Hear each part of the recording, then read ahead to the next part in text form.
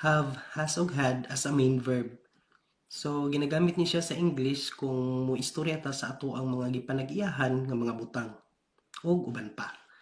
So ang have ug has ginagamit ni nato siya sa simple present tense. Ang had ginagamit po di siya sa simple past tense. So kung ato ang pronoun or ang subject nato mao ang I, you, we ug they, ang atong gamiton nga verb mao ang have.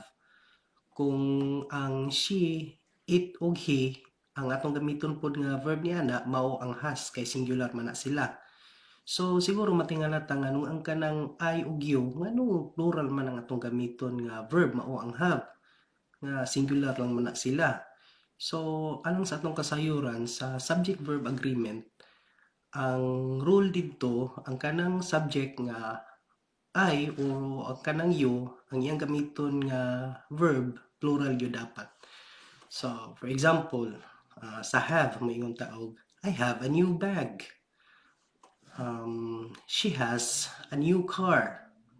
So, sa had, sa past tense nato siya ginagamit og ang ato ang subject nga pwede gamiton ani, pwede na singular or plural. So, pwede ta moingon og we had a party last night. She had a headache yesterday. So, mo lang to. Daghang salamat.